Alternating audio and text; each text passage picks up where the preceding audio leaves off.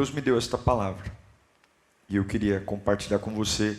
Hebreus 11:1 fala assim: ora, a fé é a certeza daquilo que esperamos e a prova das coisas. Uau! A fé é a certeza do que eu espero, porém não vejo. Fala comigo: espero, mas não vejo. De novo: espero, mas não vejo.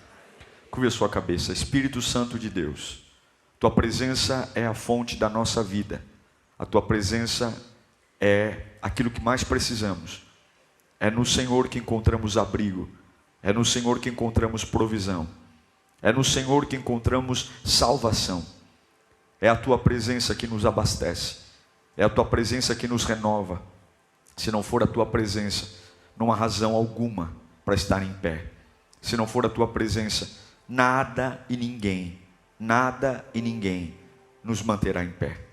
Oh Deus, fala conosco nesse domingo de sacrifício, nesse domingo que lembramos de dor, lembramos de aflição, mas também lembramos de ressurreição, lembramos de túmulo vazio, lembramos de esperança, lembramos de uma promessa: eu voltarei.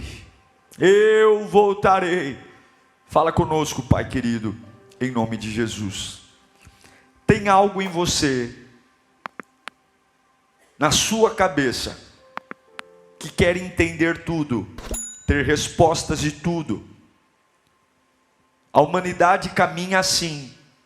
O que ela não domina, o que ela não entende, ela cava, investiga, instiga, até o dia de ter a resposta do porquê acontece o que aconteceu. Seja um falecimento, seja uma crise familiar, seja uma separação, seja um problema profissional, uma empresa que vai falir, porque nós não sabemos lidar com lacunas, vazios, hiatos. Sabe aquele pedaço da nossa vida que simplesmente caiu no nosso colo e não tem uma explicação? Você está numa linha tênue, você vem numa linha constante e de repente vem algo e você simplesmente vê um buraco na história da tua vida. É o que nós chamamos de lacunas, vazios. Não há muita explicação, não há muito porquê. E por que morreu tão cedo? Por que me desprezou?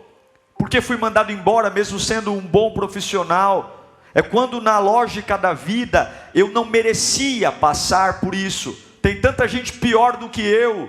Tem tanta gente que não vale nada, fuma, cheira, bebe, trai. Eu estou na igreja, estou na casa de Deus. Por que ele aparentemente tem uma vida maravilhosa? E eu, que sirvo a Deus a vida inteira, vejo perdas, sofrimentos. E o pior, orei, e parece que Deus não age. Parece que Deus está indiferente à minha dor. Quantas perguntas, quantos porquês, simplesmente não tem resposta nenhuma. E Deus não faz a mínima questão de me explicar. Ele apenas diz: há um consolo. Quem é o consolo? O Consolador. E não necessariamente o Consolador tem que responder o porquê. Ele diz que vai me consolar. E não necessariamente esse consolo virá de uma resposta, de uma explicação. Ele apenas vai me consolar. Todo mundo aqui teve um familiar, pelo menos um, que você orou e Deus não curou. Todos nós aqui já perguntamos para Deus. Eu já perguntei: por que o Senhor não curou? Na minha cabeça, algumas vezes eu disse: Senhor, se o Senhor tivesse curado, seria tão bom para o Senhor teria tanta glória. Quantas pessoas, Senhor, seriam convertidas com o testemunho dessa cura?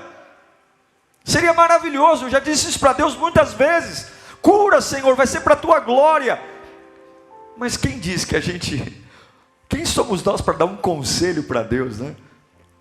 É mais ou menos como os irmãos de Jesus dizendo para ele: ó Jesus, vai lá, faz um milagre na festa dos tabernáculos, porque Você está fazendo milagre em lugar muito isolado. Vai lá fazer milagre no meio do povo. A verdade, irmãos, é que por que agora, por que comigo, por que desse jeito, por que tão cedo, são perguntas que sempre vão acompanhar a nossa vida, hoje e amanhã, e sempre. Parece que algumas vezes tudo vai ser tão injusto, e isso é a vida, tudo tão injusto e tudo tão cruel. Eu gostaria de saber o porquê de muitas coisas, assim como você, sim ou não? Eu queria saber.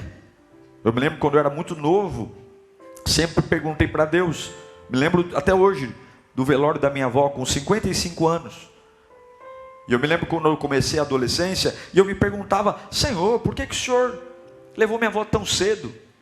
Por quê? E até hoje Deus nunca me respondeu.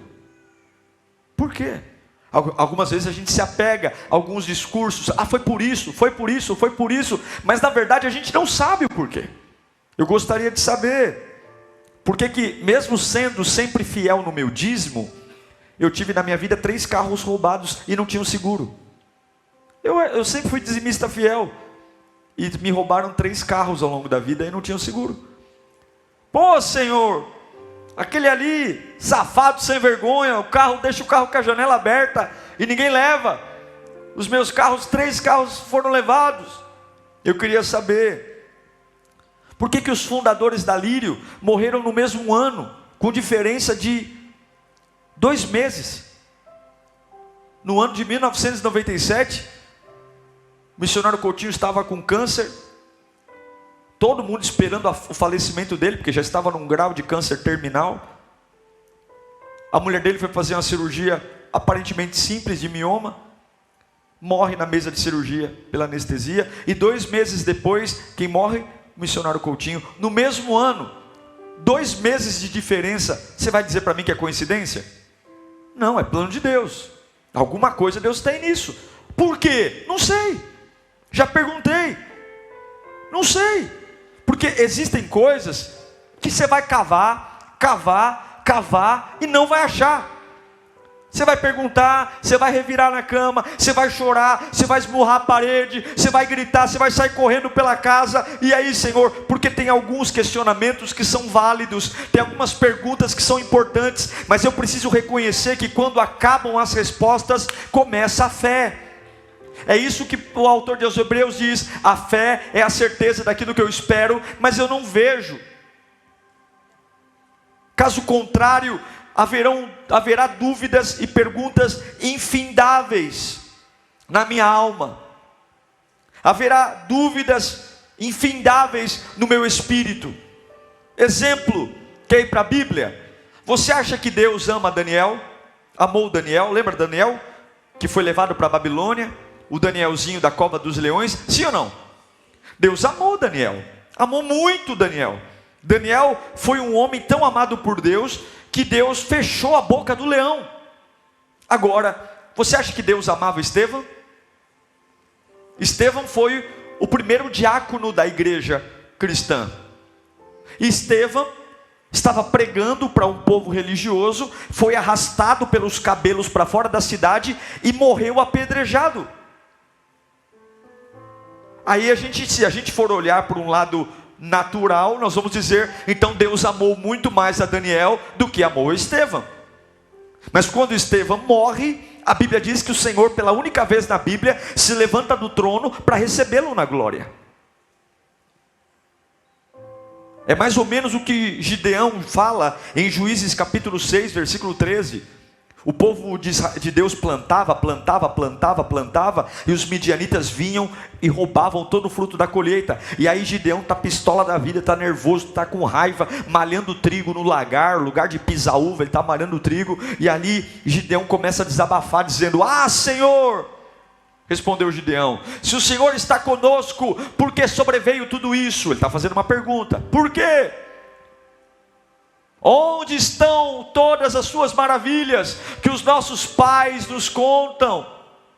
Quando dizem, não foi o Senhor que nos tirou do Egito? mas agora o Senhor nos abandonou e nos entregou nas mãos dos midianitas. Sabe o que é mais lindo? Gideão está dizendo: por que, Senhor? Por que nós somos roubados? Por que os midianitas saqueiam a nossa colheita? Por que o Senhor nos abandonou? Cadê as maravilhas? Não falam que o Senhor cura, não falam que o Senhor liberta. Cadê a libertação? Cadê a cura? Cadê a porta de emprego? E sabe o que é o mais legal? Deus não responde Gideão. Deus apenas diz: eu sou contigo, homem valente. Deus não respondeu nenhuma pergunta dele. Então a gente volta ao ponto essencial. Eu me movo por respostas ou me movo por propósitos? Eu preciso entender cada pedágio da minha vida. Por que Deus livra Sadraque, Mesaque e Abednego da fornalha de fogo, e não livra o primo de Jesus, filho de Isabel, João Batista, das mãos de Herodes? A cabeça de João Batista foi parar numa bandeja. Por quê? Me pergunte, por quê, pastor? Pergunte para mim, 1, 2, 3. Eu não sei. Eu não sei. Ele poderia ter livrado João Batista das mãos de Herodes, mas ele não livrou. Mas tem um diálogo que eu acho lindo em Atos capítulo 1, versículo 6. Olha, leia comigo. Então os que estavam reunidos lhe perguntaram: Senhor, é neste tempo que vai restaurar o reino de Israel? Senhor, é agora que o Senhor vai fazer o que a gente espera? E ele lhe respondeu, leia comigo 1 no 3, 1, 2, 3. Não compete a vocês saber os tempos ou as datas que o Pai estabeleceu pela sua própria. Fala para o seu irmão: não é problema seu. O que Deus faz não é problema seu. É difícil, não é? Jesus, quando é que tudo vai ser revelado? Quando é que o Senhor vai voltar? Quando é que o trono vai ser estabelecido? Não vos interessa, não vos compete saber o que o Pai determinou por sua própria autoridade. Então eu estou dizendo para você que Deus decidiu livrar Daniel da cova dos leões, e Deus decidiu não livrar Estevão das pedras. Deus decidiu, porque por sua autoridade e sabedoria, não livrar Sadraque, Mesaque e Abednego, livrá-los da fornalha de fogo, e não livrar João Batista da bandeja. Essa resposta aparentemente é desagradável, mas ao mesmo tempo é excelente. Não vos compete saber. Não é problema seu. Não é para você lidar com isso. Não é para você gastar tempo com isso. O Pai definiu. E você só ama o Pai quando o Pai faz o que você quer. E você só deseja o Pai quando o Pai entrega o que você deseja. Não vos compete saber. Não vos compete. E aí você pode olhar para cada área da sua vida que há um ponto, uma aresta, uma interrogação, alguma coisa que você fala: pastor, isso dói. E eu não estou dizendo que não doa, porque infelizmente o que a serpente disse para Adão e Eva? Se você comer desse fruto, você será como Deus.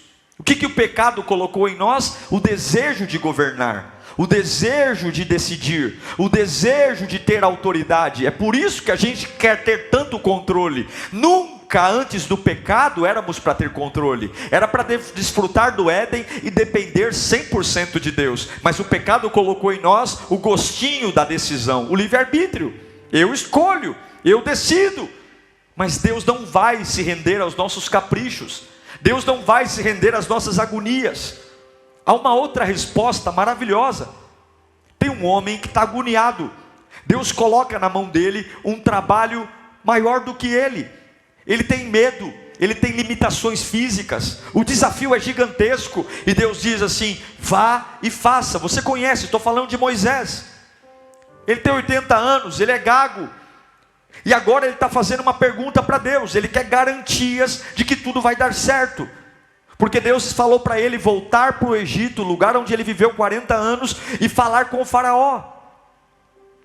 Não é mais o mesmo faraó que o criou, mas o Egito tem memória. Moisés tem problema na língua. Alguns dizem que é fanhoso, outros dizem que era gago, enfim, mas para um diplomata, o mínimo que um diplomata tem que ter é saber falar, é falar direito. E Deus o manda ir para um desafio. E a primeira coisa que Moisés pergunta é: me explique, me diga algo poderoso para eu dizer para Faraó quem me enviou. Me fala aí uma frase de efeito, me mostra aí um poder gigantesco. Coloca em Êxodo 3,13. E Moisés perguntou: quando eu chegar diante dos israelitas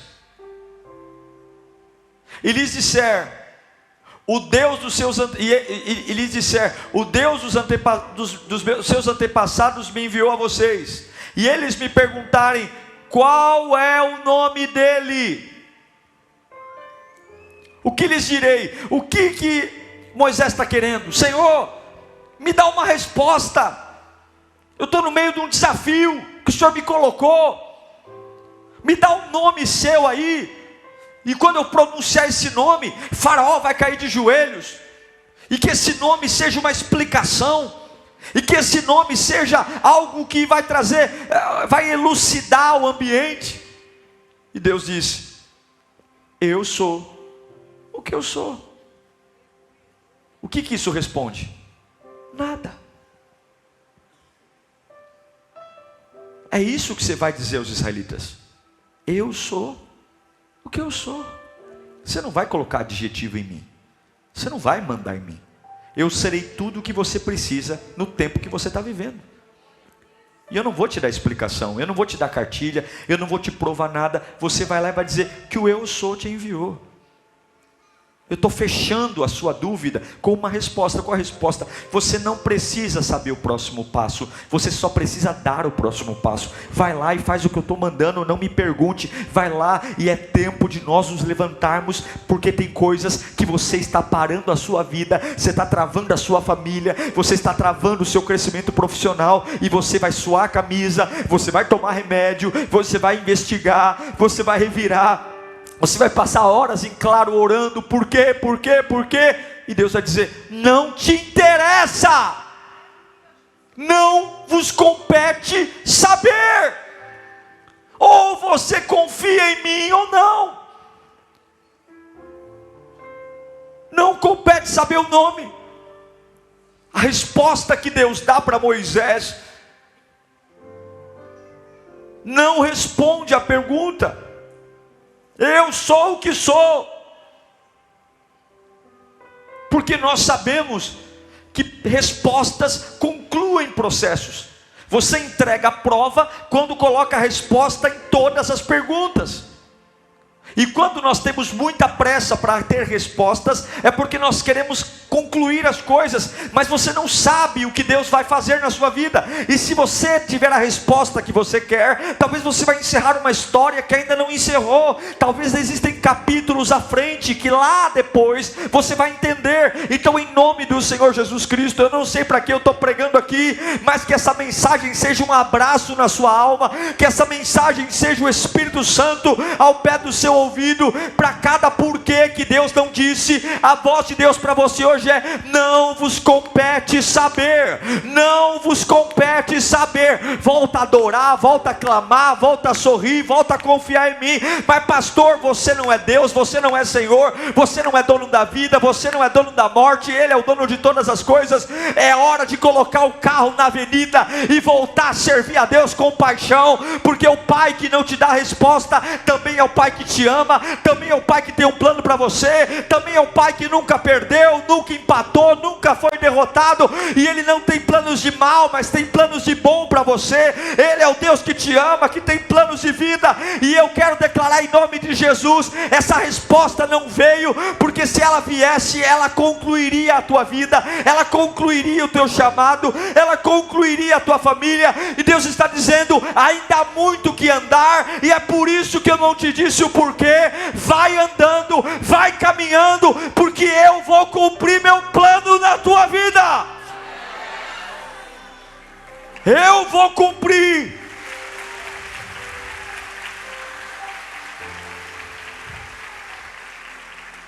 Mas a pergunta que Moisés fez foi respondida.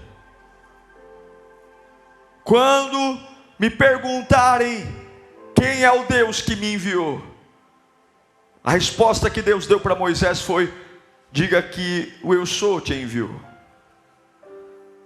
Mas lá na frente, Jesus respondeu a pergunta de Moisés. Moisés já estava morto. Jesus respondeu em João 14:6. Jesus disse: eu sou o caminho, eu sou a verdade, e eu sou a vida. Ninguém vem ao Pai se não for por mim.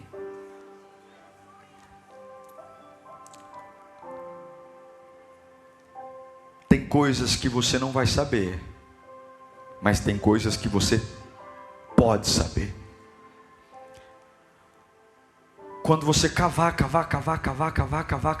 e não achar, quando você orar e Deus não explicar, a sua alma vai precisar de uma resposta. E Jesus está dizendo: para tudo aquilo que não lhes compete saber, tem 3 coisas que você tem que guardar na mente. A primeira delas: eu sou o caminho.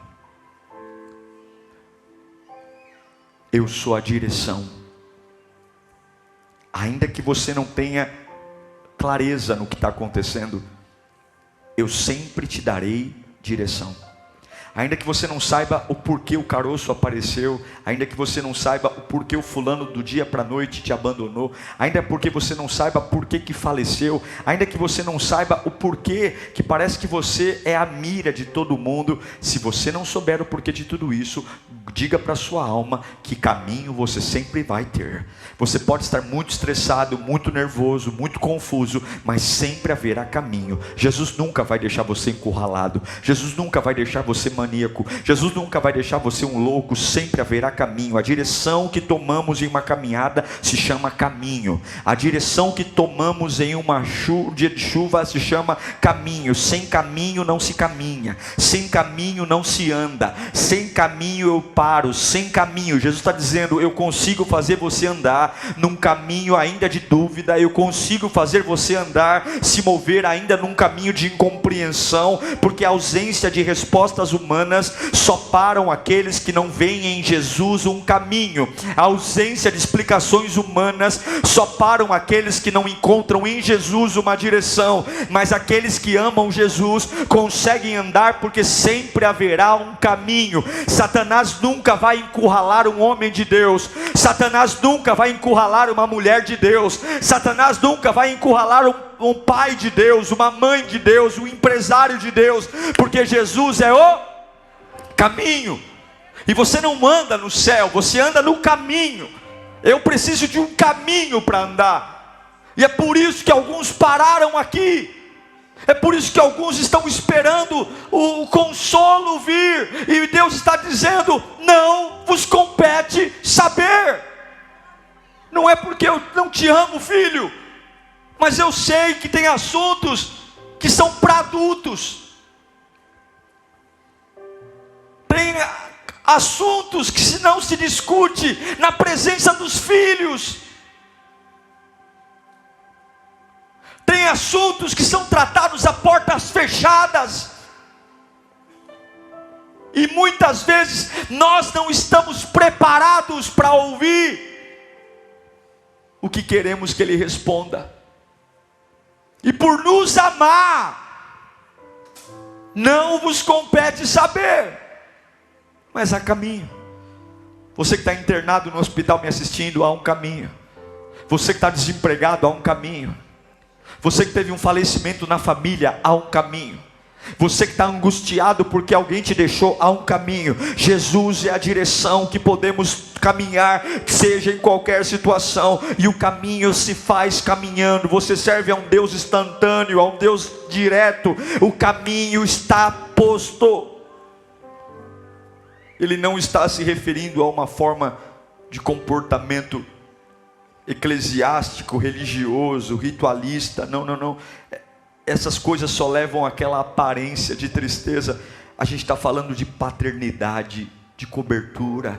Nós estamos falando de um Deus que se aproxima de nós e diz assim: olha, eu não vou te explicar, mas eu vou te curar. Eu não vou te explicar, mas eu vou te confortar. Eu não vou te explicar, mas eu vou te dar direção. Eu não vou te explicar, mas eu estou fechando essa brecha, eu estou fechando essa ponte, e mesmo sem você entender nada, você vai retomar, porque eu pego nas suas mãos e eu levo você adiante. Eu sou o caminho. Ele diz: eu sou a verdade. Ele está dizendo: para cada coisa que você não sabe, a resposta sou eu. Para cada assunto mal resolvido, a resposta sou eu. Quando perguntarem: me diga a verdade do que aconteceu com você, você vai dizer: a verdade é Jesus. Me diga, me explique como isso aconteceu. A verdade, você quer a verdade? A verdade é Jesus. Para cada curiosidade intelectual, para cada ranço, para cada dúvida, para cada ódio, para cada raiva, para cada noite em claro que a sua alma gritar: não é possível, se compare, olha lá o tranqueira, olha lá o sem vergonha, olha você, não era para você estar passando por isso. A verdade é Jesus.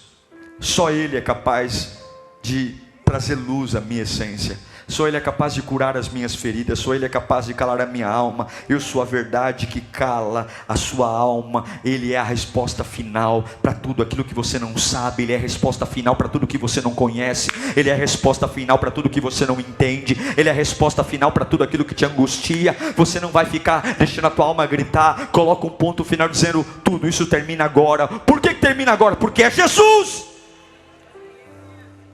Eu encerro esse assunto agora. Por quê? Porque Jesus é a verdade.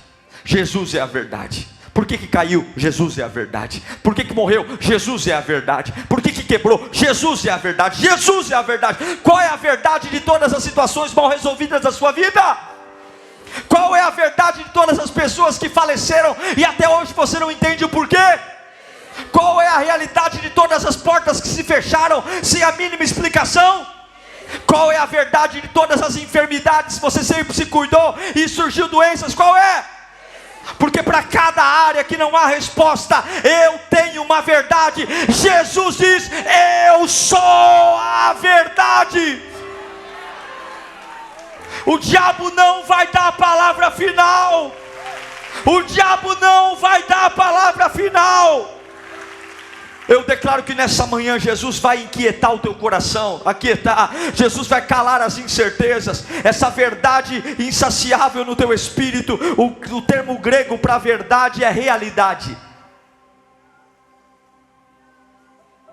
Verdade em grego é realidade, é correto, é certo. Salmo 25:5 diz: guia-me na tua verdade. O homem precisa ser guiado na verdade. Eu não sei, é Jesus. Não entendi, é Jesus. Confio nele, ele não erra. Salmo 51:6 diz: eis, sei que desejas a verdade no íntimo, e no coração me ensinas. Deus quer colocar verdade aqui dentro, no íntimo, para cada crise, para cada transtorno, para cada incoerência, para cada depressão, para cada ansiedade. Ele é a verdade. Salmo 91:4 diz: ele o cobrirá com suas penas, e sobre as suas asas você encontrará refúgio. A fidelidade dele será o seu escudo e protetor. Fidelidade, verdade, proteção. Não vou enlouquecer, não vou tomar remédio. Por quê? Porque não tem buraco na minha vida. Para todos os buracos hoje eu preencho com o nome de Jesus. Para todas as lacunas eu coloco Jesus nela. Não tem capítulo que não haja resposta. Não tem episódio da minha vida que seja nebuloso. Não tem cortina de fumaça. Para cada coisa que eu não entendo, eu grito na minha alma hoje: a verdade é Jesus. Provérbios 12:17, Salomão diz: ele é a testemunha fiel dá testemunho honesto, mas a testemunha falsa conta mentiras. O que ele está dizendo? Ele é o Deus da justiça. A testemunha fiel fala a verdade. Ele não está mentindo para você. Então voltamos ao ponto inicial. Para cada coisa que eu não sei, para cada coisa que não me compete saber, eu tenho um caminho, eu tenho uma verdade. Mas ele não disse só que é o caminho e a verdade, ele disse também que é a vida. Em João 11:25, ele diz: disse-lhe Jesus: eu sou a ressurreição e a vida. E aquele que crê em mim, ainda que morra,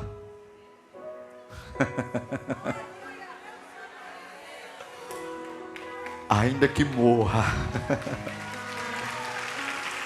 ainda que morra, ainda que morra, ainda que morra o quê? Viverá. A morte é o maior temor do ser humano. E é por isso que Jesus diz: não tema a morte, porque ainda que você morra, você vai viver. Jesus está dizendo: porque eu sou a vida. Quando você não entender os finais, as interrupções, quando você não entender os pontos, quando você não entender por que você orou, e Deus disse não, mas entenda que sempre termina na vida e não na morte. Se você tem temores hoje, medos, sabe? Pastor, eu tenho medo de morrer. Pastor, eu tenho medo de algum familiar morrer. Eu tenho medo de perder. Eu tenho medo de falir. Eu tenho medo de ficar sozinho. Eu tenho medo. Todos esses medos estão conjecturados pela morte, pela destruição. Mas Jesus é a segurança eterna. Jesus é a vida eterna. Se você está hoje destruído pela ausência de respostas, se você hoje está destruído porque as explicações têm arrebentado você, Jesus envia essa palavra como uma bomba ao teu interior. Para cada dúvida vai implodir uma verdade hoje. Levanta as duas mãos, diga assim comigo: para cada dúvida da minha alma, que exploda 3 verdades. Quando eu não souber o que fazer, há um caminho para eu caminhar, há uma verdade para eu acreditar, e há uma vida para eu esperar. Diga: caminho para caminhar, verdade para acreditar e vida para esperar. Bem alto: caminho para caminhar, verdade para acreditar e vida para esperar. Que todo vazio que está na sua alma seja repreendido agora em nome de Jesus. Que todo luto que está no seu coração caia por terra agora em nome de Jesus. Eu tenho um caminho. Hoje eu vou voltar a andar. Hoje eu vou voltar a caminhar. Amanhã, segunda-feira, eu abro o baú e volto a retomar a minha vida. Eu tenho um caminho. Eu tenho um caminho. Eu tenho verdade. Eu não vou enlouquecer. A depressão não vai me destruir. Não vai. Eu tenho uma verdade. Eu tenho uma verdade. Eu posso olhar para o espelho e dizer: Jesus, Jesus é a verdade. Mamãe, para de chorar, porque Jesus é a verdade. Ei, família, família, para com esse luto.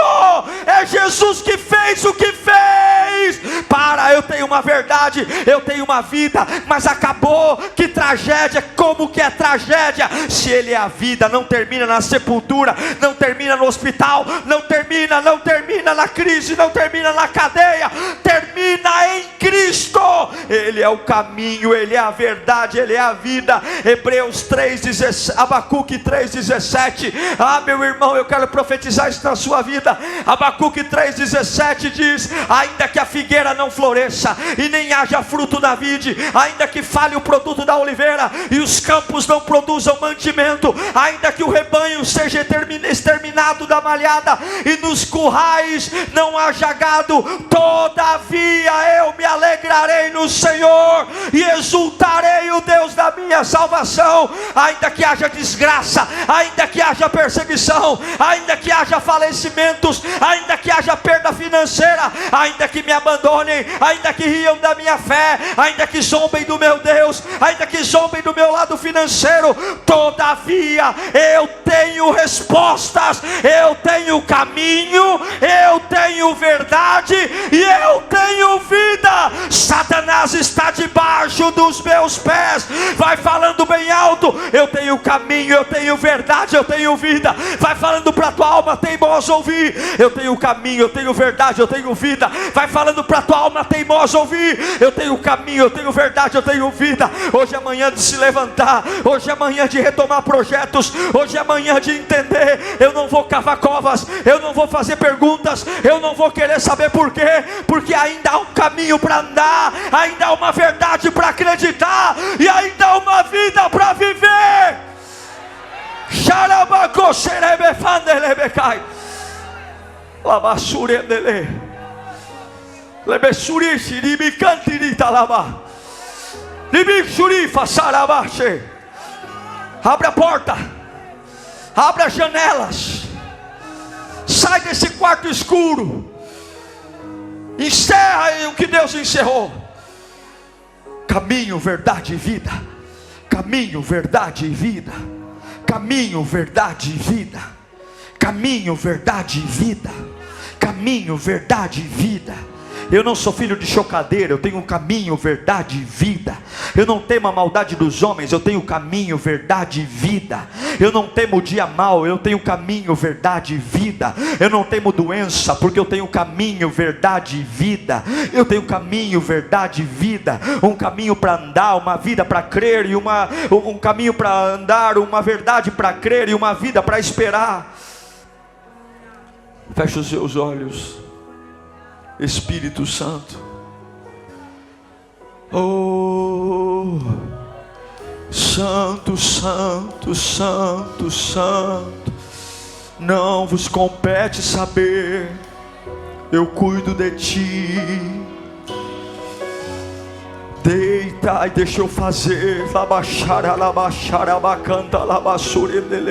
O médico não deita o paciente na maca e fica explicando para o paciente o que ele está fazendo na cirurgia. O médico apenas diz: eu vou te sedar, você vai acordar daqui a pouco e a cirurgia vai estar pronta. Ele não vai explicar para você o que ele fez em detalhes, porque não compete ao paciente saber o que o médico faz. Deus te deitou numa maca e Ele está dizendo: eu estou te preparando para uma boa obra. Eu vou tirar, eu vou colocar. Nem tudo tu vai entender, nem tudo tu vai aceitar rapidamente, mas eu só te peço uma coisa: confia nas minhas mãos, confia no meu toque, confia no meu amor. Eu dei meu filho por você. Não é possível que eu tenha dado meu filho por você para te abandonar. Não é possível que eu tenha dado meu filho por você para você errar, para você ficar jogado às traças. Confia em mim. Os meus pensamentos são mais altos do que os seus, os meus caminhos são mais altos do que os teus caminhos. Confia em mim. Para cada área da tua vida que houver uma lacuna,